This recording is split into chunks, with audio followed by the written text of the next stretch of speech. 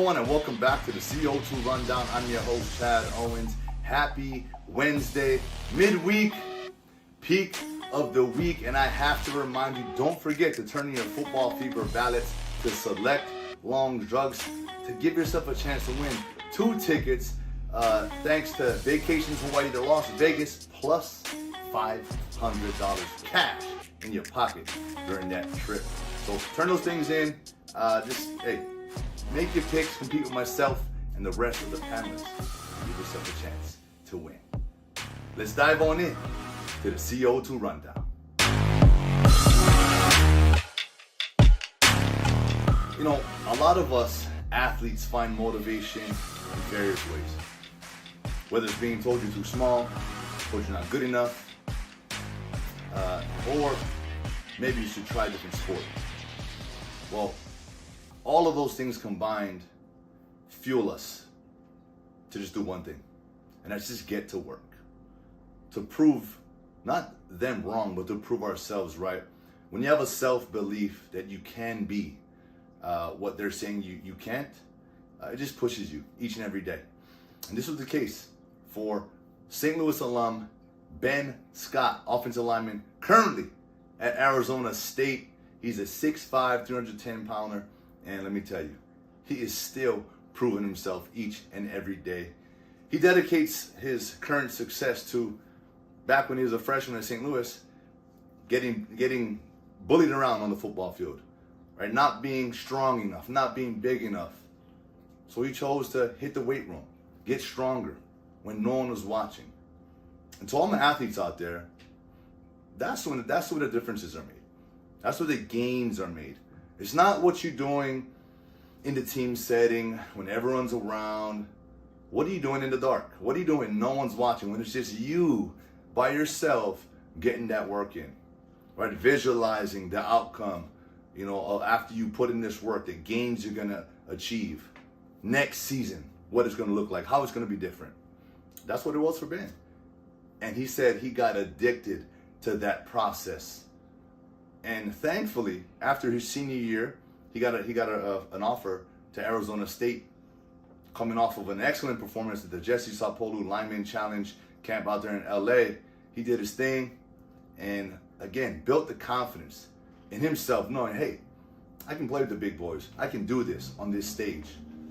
And he's used that motivation, and momentum as he's at Arizona State, dominating as a junior. But he said the job's not done. You never want to be satisfied.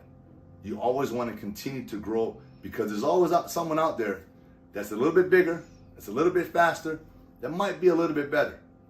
So with that, that's the motivation each and every day to win. So with that, Ben, look, congratulations, man. Keep doing just that. Keep outworking everyone. You never want to be the smartest person in that room. We can always soak up the knowledge, but you always want to be the hardest working. Congrats, brother. Keep it going. Our UH Rainbow Warriors is headed to the big house this weekend to take on 4th-ranked Michigan. This is going to be an exciting game. They packed that house, 110,000 people. That's the type of atmosphere as a kid you dream of playing in. Do I wish that we could pack 100,000 people here in Hawaii, in our home stadium? Absolutely. But hey, just to go out and experience that, for me, the biggest was when we went to the Coliseum. Historic. Playing football, winning games, winning championships, that's part of it. But you don't remember every single game. You remember moments, you remember the locker room, your teammates, and you remember the experiences. And for me, being a college kid, being on the University of Hawaii Rainbow Warrior football team right now, this is going to be an experience that they're going to remember. Do we want to win the game? Absolutely. That's our focus. Win each down, win each play, do your job. But going to the big house, the historic big house, this is going to be exciting. And Sergio Muasau, younger brother of Darius Muasau, who transferred to UCLA, is definitely gonna take full advantage of this experience. But on the side note, he does say that he misses his brother, especially at home, after dinner, chopping it up, talking football, doing what brothers do, right? Making each other better. He did say he's excited and happy for Darius and his starting role with the Bruins, but he's got his own role he's got to focus on. He's going to be starting on the offensive line this week at the Big House, so he's definitely looking forward to that. But it's not about him as well. His teammates got his back. There's one thing about working and trying to work to get yourself into the starting lineup, but it's something special when you got the support and the backing of your teammates. And current offensive lineman Michael Vanderpool said, "Hey, I love Sergio. He's like a pit bull out there." And he said, "We've got some dogs on this team that are willing to just go out there and fight to the very last whistle." And I'm going to be honest, that's where we're at right now as a football team. We got to go out there and fight each and every play. We're not going to win every play. We're not going to win every game, but if we can go out there and leave our hearts out there in the field and let the team know that, hey, them boys put up a fight right to the very end, I think we're going to set ourselves up for, we'd like to hope, immediate success, but long-term success. We're building this foundation right now, and it starts with that fight.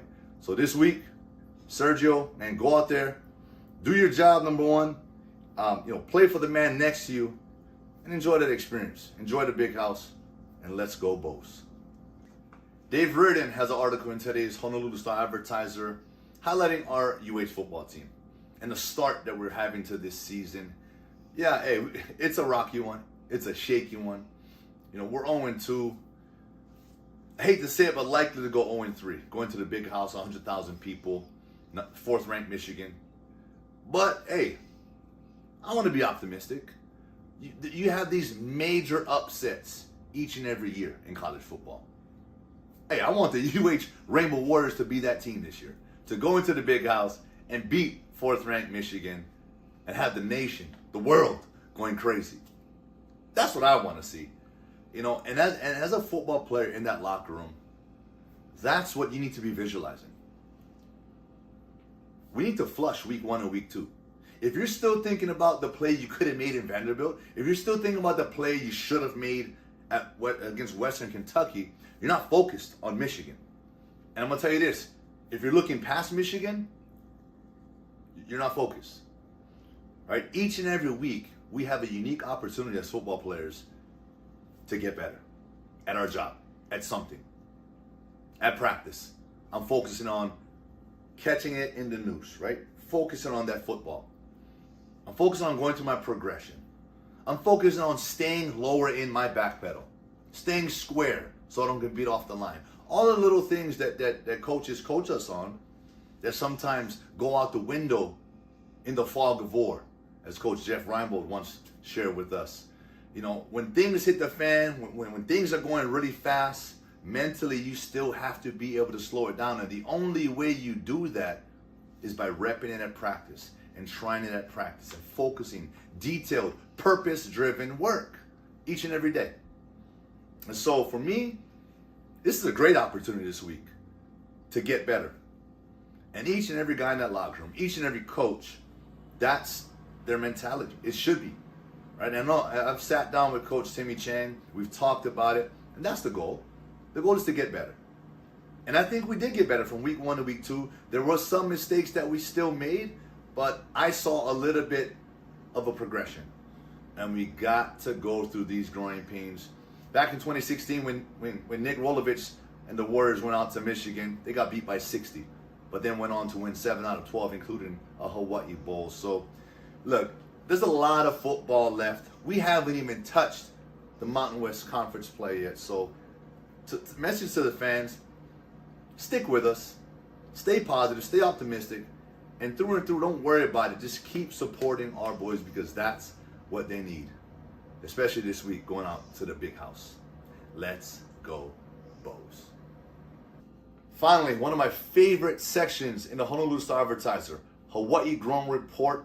This is where we highlight all the Hawaii talent, all of these athletes that are out on the mainland in colleges doing their thing. And leading the list, and it's a long list, is Jaden Delora, St. Louis alum and Washington State transfer who is now at the University of Arizona, and he is dominating. He was the Pac-12 Offensive Player of the Week. He went 29 for 35, 299 yards, 4 TDs. They beat them boys on the road. He beat San Diego State on the road 38-20. And right now, he is sitting second in the conference for total offense, averaging 239.9 yards per game. Yo, if that's not a debut, I don't know what else is.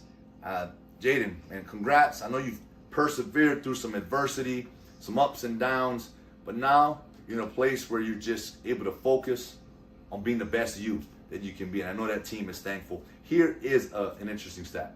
In this game, he helped them score 24 points in just the first half. That was more points than that team scored in total games now all year last year. No more than 24 points. So he's off to a great start. And again, this list is huge. We've got so much talent out there. So make sure you guys take some time and check out the Hawaii Grown Report in today's Honolulu Star-Advertiser. And that is it for today's show. I want to thank you all so much for tuning in. Woo, that was an exciting one. A lot of stories, a lot of football going on, but truly, truly blessed to be able to do this and to provide this for you guys. Thank you guys for tuning in each and every Monday, Wednesday, and Friday.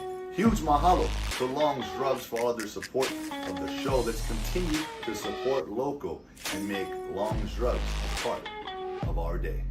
We'll see you all on Aloha Friday.